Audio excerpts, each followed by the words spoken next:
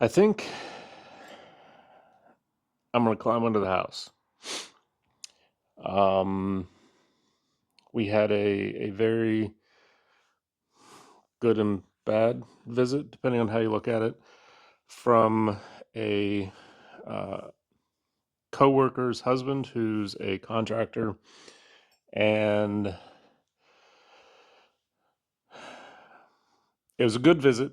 A lot of great ideas, a lot of great input and feedback into the project, but the bad news is he pretty much told us the only way to really fix the ceiling is to do it the right way. And I don't want to say we were trying to avoid that, but we were trying to find an easy way to fix the ceiling and probably wouldn't pass code.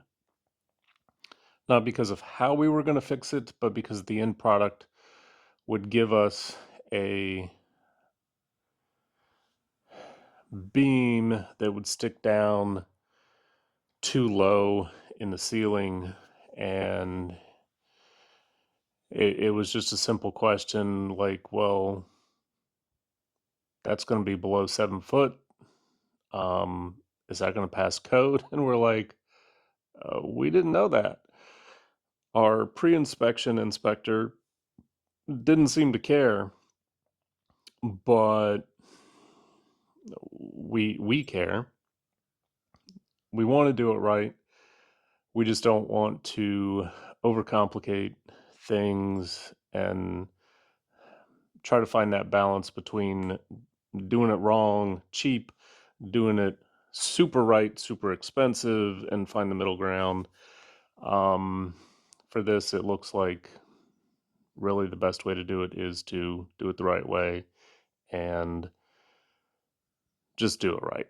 So we will, we're about 98% sure we're going to have to cut some rafters, ceiling joists, whatever you want to call them, and sister a LVL beam in there into the ceiling, beef up our walls at both ends. So it's really the same idea we had, except instead of putting the beam down low, we're going to have to put it up high. And instead of our posts sitting out, we'll probably tuck them into the wall. Um, End result's going to be the same. It's just going to look a little bit different. So instead of having a beam hang down and kind of divide the room into two spaces, it's just going to be a flat ceiling. But when you have 4,200 pounds on each end of this beam, we need to make sure we're sitting on something solid underneath the house, which means we're gonna have to crawl under the house and check things out because we already know the house isn't built right, but that's beside the point. So over here, we'll more than likely be on the outside of the foundation and be okay. We'll still check that. The other side, even though there's a centerline floor joist with piers, pylons, whatever you want to call them, underneath, we're not sure where they're at. So we will hopefully try and figure out a best way to measure where things are at underneath and mark them on top. So that's what I'm going to mess around with today, I think. I don't know. The weather's nice. I may find myself outside napping in the shade. But it's like so nice, you don't want to waste the day, right? Anyway, let's get to work. Oh, and I forgot to say, welcome to another episode of Renovating My Childhood Home, and thanks for watching.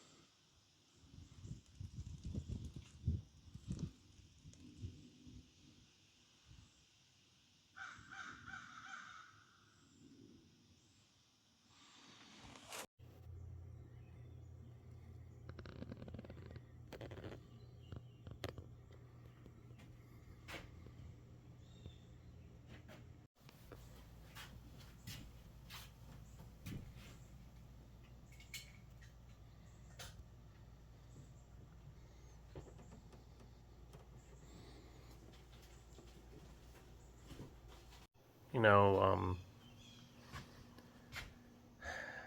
sometimes you start a project and you make great progress, and then something slows you down, and then it feels like it kicks you while you're down, and then hey, you get some good news and then some bad news, and all of a sudden you're in the toilet bowl of life and you don't know if you're coming up or going down. Anyway, let me show you a few things. I don't know how well you can see that, but that was from under the house, the crawl space. So this, I don't know if you can see that, came from under the house. It is burnt piece of plywood. And at first it looks not like plywood, but you can actually see the laminated layers in there. And we've never burned plywood in the fireplace that I know of, and we've never dumped ashes in the crawl space that I know of. So, seems pretty clear evidence to me that there was a fire here at some point.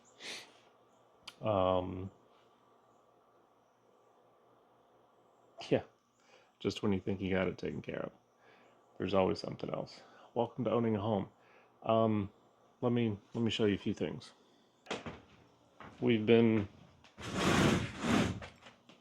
poking around while waiting for our engineer to show up, and we measured manually from the crawl space to the pier, and with a laser measuring device. I don't know. I almost said laser level, but roughly right here is a pier that sits under the house, and here is another one, and then about 14 inches through this wall is another one. So what does all that mean? That means when this new beam carries the point load, one end is going to be on the outside wall foundation. The other end maybe floating in air. I don't know. But we did find out some good, there we go. We did find out some good information, and I took notes. I drew some chicken scratch. Pro tip, amateur pro tip. If you have to crawl into the house in a crawl space, use your smartwatch to take notes. If you forget a pencil, like I did, totally. So I was able to measure the block that the piers are made of. They're just cinder blocks. They do have some sheet metal, and then I believe it's called a squash block, where they take a piece of lumber and lay it flat, and then the joists sit on top. In this case, there's 3 centerline joists. Yeah, that's the right word. They run the length of the house, and then attached to the side is so if this is a centerline joist attached to the side, and the other side are 2x4 hangers that the cross joists sit on. So that was good to find out, that we have 3 2x10s sistered together going the length of the house. Those sit on those concrete piers.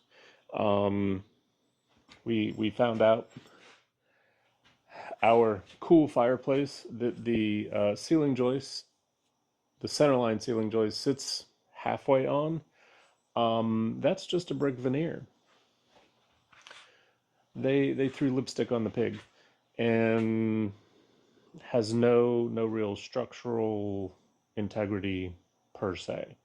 Not really a load-bearing brick wall. Maybe that's a better way to put it. Which means when we hopefully put the new beam up, we know don't count on that for holding diddly.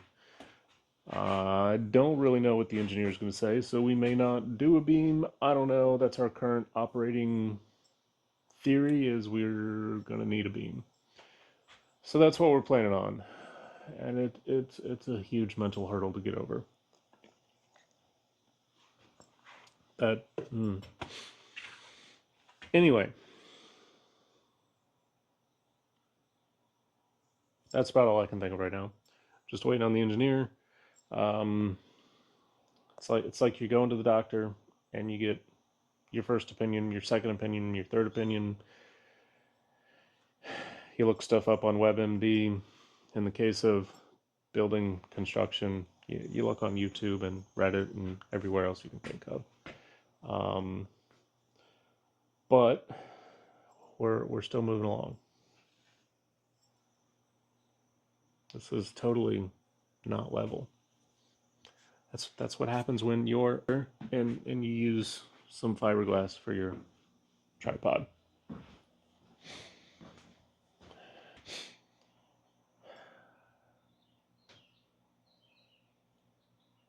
I got nothing.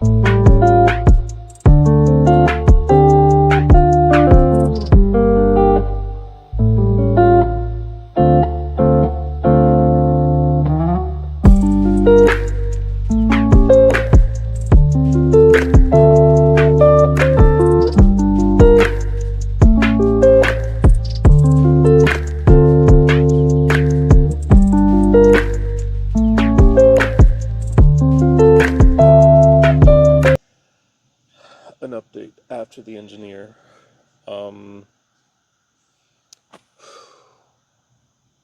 It's been a roller coaster of a ride. So we had a plan,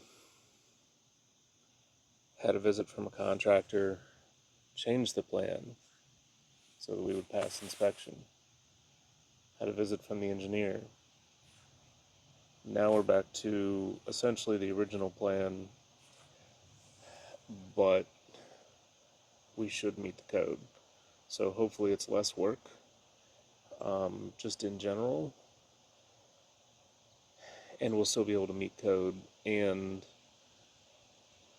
not make things incredibly difficult and get the end result that we're looking for. So